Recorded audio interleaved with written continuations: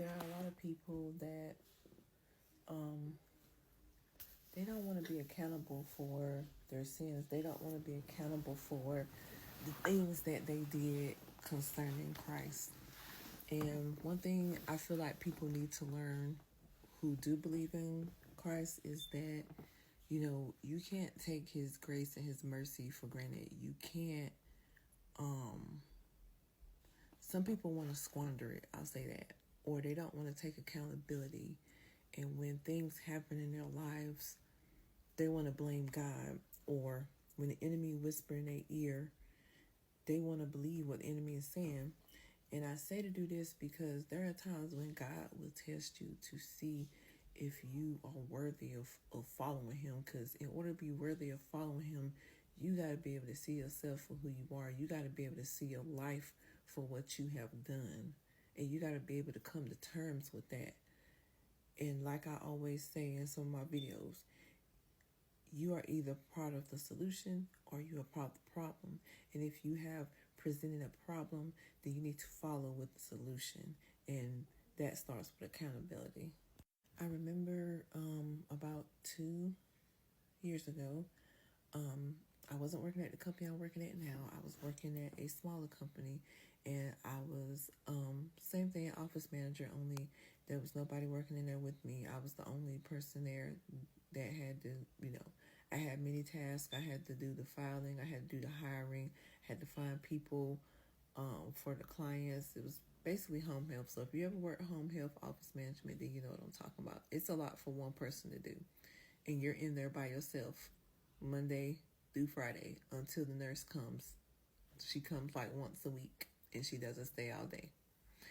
So during that time, I had a fibroid. And if you ever had a fibroid that is really big, then you would know that you bleed a lot. And I bled a lot. I bled to the point where when I went to the doctor, I thought because I had lost so much blood, they were going to do surgery right then and there. But at that time, it was military doctors. And everybody knows they take forever. You'll be about to die before they do what they're supposed to do. But back to the point, I went there, they found the fibroid, and then it was like, well, is it giving you problems? Because some people can live with them, blah, blah, blah, blah. And she was like, because it's really big. And I said, yeah, I'm bleeding to death and I'm anemic. I have to change ever so many times a day. That's irregular. And it's been months and it's still going. Like I have to change frequently. And, and I told her, yeah, you guys gave me medicine to stop it, but, it's not, the medicine didn't make me feel good. It gave me really problems. And I used to have so many body aches. I didn't have any energy. I had to fight myself to wake up in the morning. Like I felt like I was dying. And I would be at work and I couldn't hardly breathe. I would have to sit there and pace my breathing. You know, I had to change the way I was eating. Like I ate stuff like seeded soups, like egusi soup and stuff like that, and vegetables, and I ate a lot of fruit and smoothies and acai bowls, stuff with granola and stuff. Like I was not even eating regular food anymore. Like I couldn't. It didn't make me feel good. And in between, I would pray and stuff, and and I would just be like, man, why is this happening to me? Like, you know, I never really had health problems, so it really hurt when I don't get sick. So when something does happen to me, it really hurts bad. So and I was anemic already, and I kept losing all this blood. So I'm already anemic, and then I'm losing all this blood, so it's even worse. Because if you're anemic, when you wake up in the morning, you have to get an adequate rest, and you have to make sure you don't eat certain things because you're gonna feel sluggish and all the other stuff. So now it's times 5 times 10, and it got to the point where they took so long to get my surgery that I ended up one day, like, I almost passed out. But I called the lady and she told me to come in, and I told her, I said, my breathing really got worse. Like, I really feel like I can't breathe and like I'm about to pass out. So I drove myself to the doctor, and when they took my vitals, they was like, "You drove yourself here?" I said, "Yeah." And they were like, "Your blood is really low. Like, you're going to need a blood transfusion." So I had to get the blood transfusion, and they was like, "Oh, we're going to have to keep you overnight because we have to do observations, and we have to take tests of the levels of your blood to make sure that it's right, and we have to make sure that you don't have a bad reaction to the blood that we give you also." And I was just like, ugh, I really did not want somebody else's blood in me because, some people's blood is very unclean. I know how to clean it, but I still didn't want it. But what was I going to do? So I did the blood transfusion, and, I'm sitting on this bed, and like I said, I felt like I was dying the entire time. And when I got there for the blood transfusion, I felt like I was dying even more. And then, they got to poke you with needles and put stuff in you. It was not a good feeling at all. And, I'm sitting there in the bed, and I'm crying and stuff like that. But it's not even about the physical pain of what was happening. It was that too, but it was just all the things that had happened in my life or whatever. And I'm like, man, I can't catch a break. I had just gotten separated when that had happened.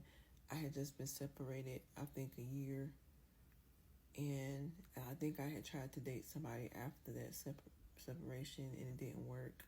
And it was very painful because I really liked that person too. And, and then the job that I had, the people were acting like I was lying, and I could tell they wanted to really fire me, but it was nothing I could do. And, I had my kids to take care of, and I couldn't get out on my own like I usually would be. And, I just felt like I felt really down on myself, and I just felt really so much pain.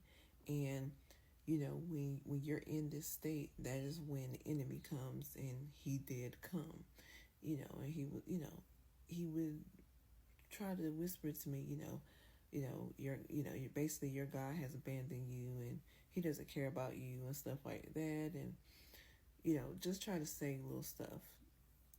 And one thing about the enemy, he always comes to say lies. Most of what he says is lies or half truths because he doesn't know the truth. He only speaks what he thinks he knows, and he only speaks things to get a reaction to see what you will do. He never knows if any of it is going to work. So, I combated it. That's what I did. I combated it, and this is where my accountability came in. When he said that, I said, no, he didn't leave me, I left him. And, out of all the times, the reason that I left him for, I said, I deserve to be in pain. I said, I'm not saying that this is my punishment. I'm just saying, I deserve it. So I'm going to just sit here and take the pain, because I'm sure it hurt him just as much when I walked away from him all the other times, because I walked away more than once. And, when I started combating the answers, when I started combating what he was saying with self-accountability, he left me alone. And, I wasn't saved at this time or anything, but I always said to myself, I will always ask God why this has happened to me. I will never tell him that what happened in my life is his fault. I will never take his grace or his mercy for granted. I would never squander it, And that's one thing I always promised myself, whether I was saved, whether I wasn't. And you probably could say that I hold self accountability really, really strong, because it's like, I don't know how some people do it. It's like, how do you not have no self accountability for Christ?